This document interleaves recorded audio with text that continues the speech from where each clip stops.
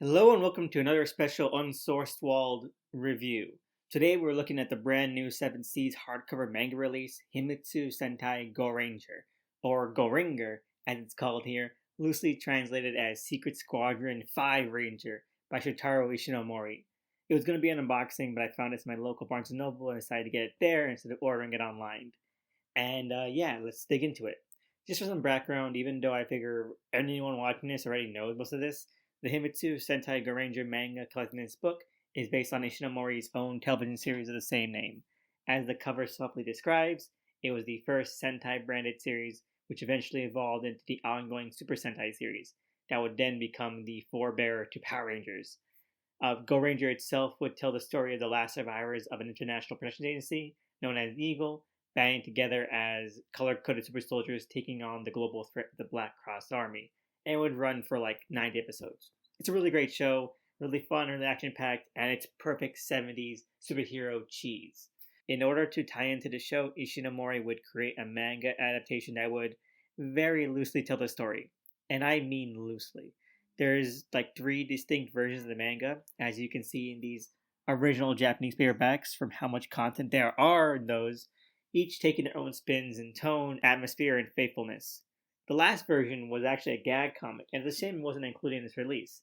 I mean, you can see that it covers about 2 of the paperbacks, and it would have been fine if it would gone in here.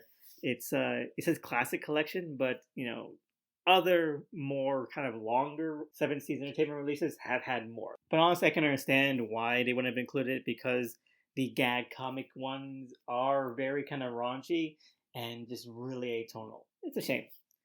But of the 2 different versions that are included, the first and most rounded out is almost entirely different in terms of structure and character, de-aging the adult characters of the show as the young teens and having them encounter almost none of the actual villains of the series.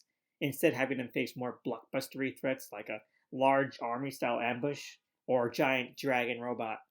We barely even get any context of the situation, the characters, or like the background. The section is only 2 stories long too, so there's not a lot to get a handle on. The second section is almost exactly the same, except we get a rendition of the opening montage of the first episode of the show, showing how each of the characters became the last survivors of their respective branches. It's actually really cool. And this section also had the added bonus of featuring a lot more of the villains from the show. It's 4 short vignettes, so it's basically like 4 short mini episodes, and that's fun. I do have to say though, despite all that, the first section is my favorite. Mainly because, despite it being so radically different from the show, it actually has a lot more raw energy and emotion going on. Yeah, it really goes places in how it broaches really mature subjects and topics and has the characters go into some darker, more morally gray areas. Even if it doesn't get time to really flourish or blossom, it leaves a hell of an impression. The best thing about it as well is that it uses its time to really spotlight the Blue Ranger, a character that was infamously underused in the show due to actor time conflicts and scheduling and all sorts of stuff. So it feels like a really substantial addition that a fan can enjoy outside of the novelty or collector's compulsion. And one last thing I really want to talk about is that we have the first paperback, which collects basically the same exact amount of content as the 7 Seas release.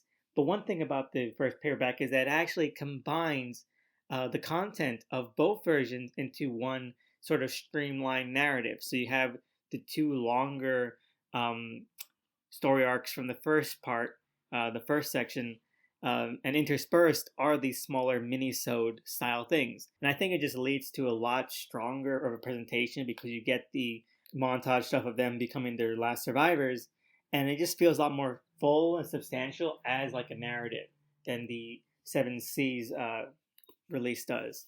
And I understand why they kind of separated them because it does tell 2 distinct versions, and so it doesn't feel as cohesive, but I think it would have been like a stronger read had it been done the way that the first paperback did.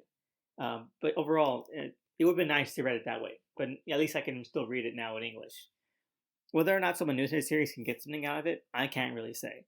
But as a fan of the show, I did have a lot of fun with it, incompleteness and disparity aside. It's a shame either the versions included here didn't last longer, but hopefully it just does well enough. Maybe there'll be an official release of the show someday soon. As most people probably know, trade cover design here for the 7 Seas release is based on the Shout Factory DVD releases for the Super Sentai seasons that it's done. So maybe someday in the future, fingers crossed.